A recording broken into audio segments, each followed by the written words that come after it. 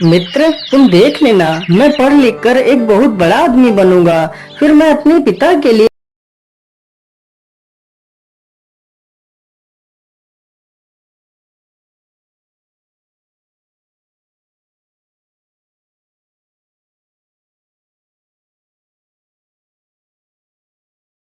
बेटा, तुम अब उठ जाओ, सुबह हो गई है। नहीं तो तुम्हें स्कूल के लिए देर हो जाएगी।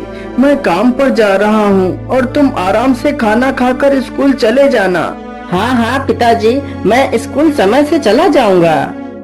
इतना सुनकर उसके पिता काम पर चले जाते हैं। उसके पिता एक सेठ के घर काम करते थे, जो सेठ एक बहुत बड़ा व्यापारी था।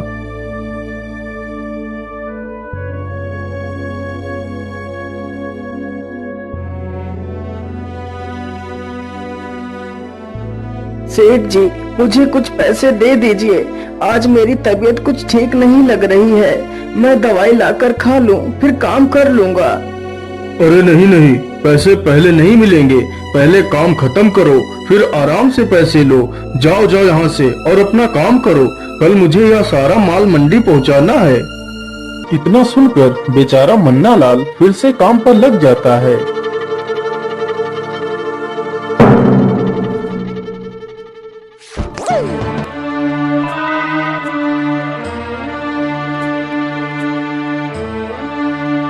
अरे रमेश बेटा, जल्दी चलो, तुम्हारे पिता बोरी लेकर गिर पड़े हैं। उनकी तबीयत कुछ ठीक नहीं है। इतना सुनते ही रमेश वहाँ से भाग खड़ा होता है। अरे पिताजी, आपको क्या हुआ? आप कैसे गिर गए? कुछ नहीं बेटा, बस जरा सा पैर फिसल गया और मैं गिर गया। बेटा, मुझे लगता है अब मेरा अंतिम समय आ गया है। नहीं नहीं पिताजी, आप ऐसी बातें मत बोलिए। आपके सिवा मेरा इस दुनिया में कोई नहीं है। माँ तो पहले मुझे छोड़कर चली गई और आप भी ऐसी बातें कर रहे हैं। नहीं नहीं पिताजी, आप ऐसा मत बोलिए। बेटा, मुझे माफ कर देना। मैं तेरा बड़ा घर बनाने का सपना पूरा नहीं कर सका। नहीं पिताजी, नहीं, ऐसा मत बोलिए पिताजी, आपको कुछ नहीं होगा। इतना बोलते बोलते मन्ना लाल के प्राण निकल जाते हैं। नहीं पिताजी, नहीं, आप मुझे छोड़कर नहीं जा सकते पिताजी। अरे यह बुढ़ा तो मर गया, अब इसके मरने का फायदा मैं कैसे उठाऊं? चलो चलो रमेश, अब ज्यादा मत रो। चलो अपने पिता का अंतिम संस्कार कर दो। हाँ हाँ रमेश, सेठ जी ठीक कह रहे हैं। तुम अपने पिता का अंतिम संस्कार कर दो। फिर रमेश अपने पिता का अंतिम संस्कार कर देता है।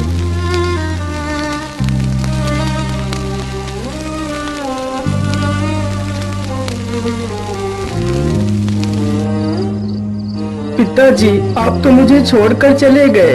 अब मैं पढ़ाई कैसे करूँगा? यदि पढ़ाई करूँगा तो खाऊंगा कहाँ से? नहीं नहीं, मैं कल से ही सेठ के पास काम पर लग जाता हूँ और खाली समय में पढ़ाई कर लिया करूँगा।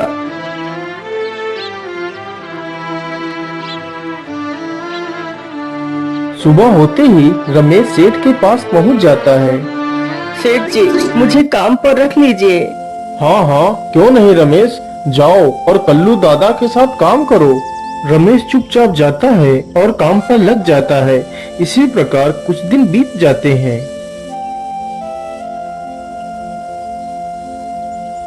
सेठ जी, आज मुझे काम करते हुए पूरा 1 महीना हो चुका है।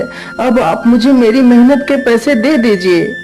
अरे कैसे पैसे, और किस बात के तू पैसे मांग रहा है? सेठ जी, आप ये कैसी बातें कर रहे हैं? मेरी मेहनत के पैसे, जो मैंने आपके यहाँ पर काम किया है, उसके पैसे। लेकिन उसके पैसे तो मैं पहले ही तेरे बाप को कर्ज के रूप में दे चुका हूँ। लेकिन सेठ जी, मेरे पिता ने तो कभी भी कोई कर्ज नहीं लिया।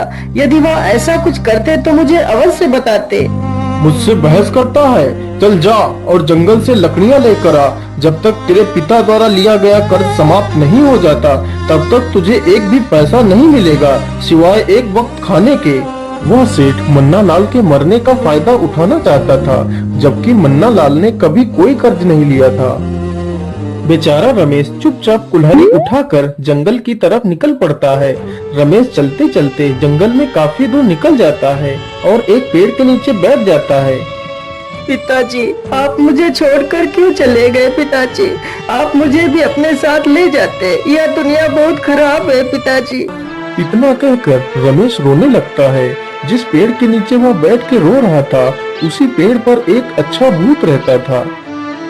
अरे अरे, यह रोने की आवाज कहाँ से आ रही है?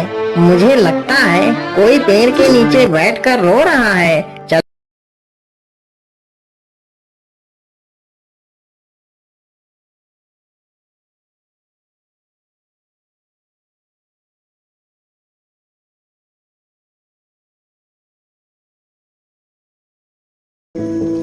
कौन हो तुम?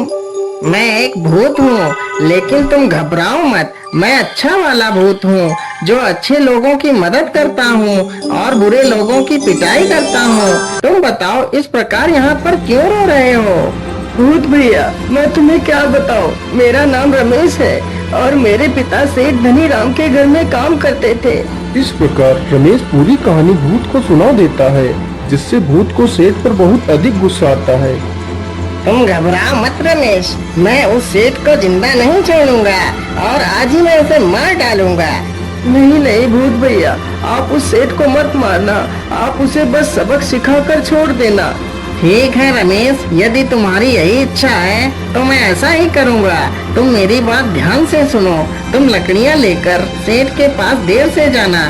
जब वह सेठ तुमसे देर से आने का कारण पूछे तो कह देना, मुझे जंगल में कुछ मिला है, और तुम दिन भर में 2-3 बार जंगल में घूमने के लिए आ जाना। रमेश ने सारा काम भूत के कहे अनुसार ही किया।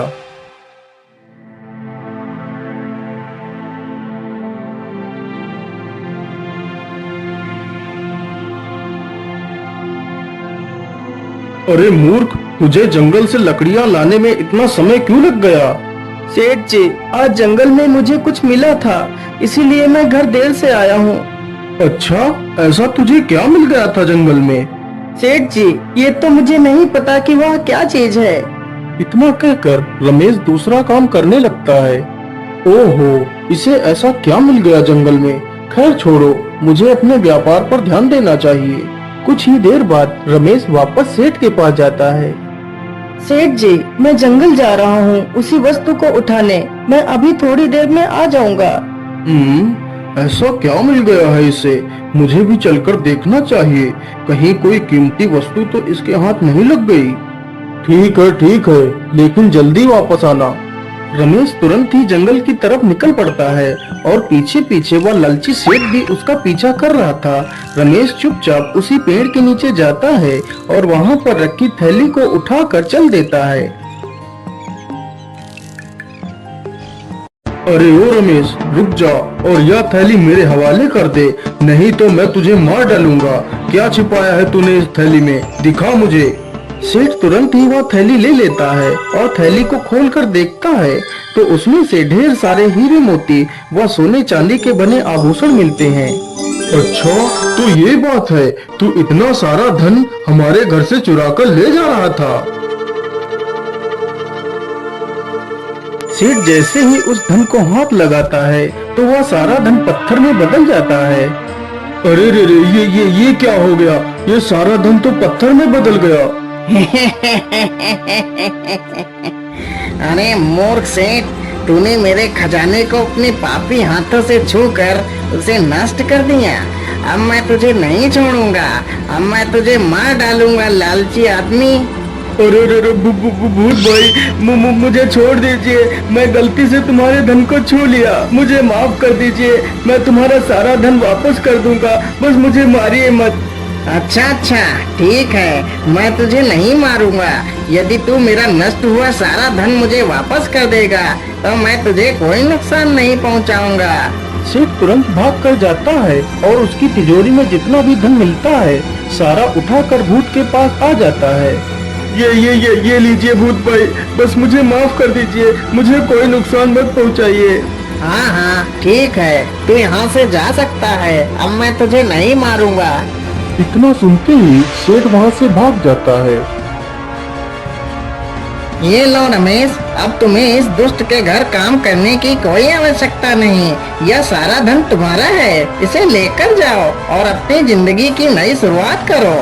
मेरी सहायता के लिए आपका बहुत बहुत धन्यवाद भूत भैया। इतना कहकर रमेश वहाँ से सारा धन लेकर चला जाता है। वह भूत कोई और नहीं बल्कि उसका पिता ही था, जो मरने के बाद भी अपने पुत्र के दुख को नहीं देख सका और भूत बनकर उसकी सहायता के लिए आ गया। दोस्तों, हर पिता ऐसा ही होता है जो अपनी औलाद को कभी दुख में नहीं देख सकता।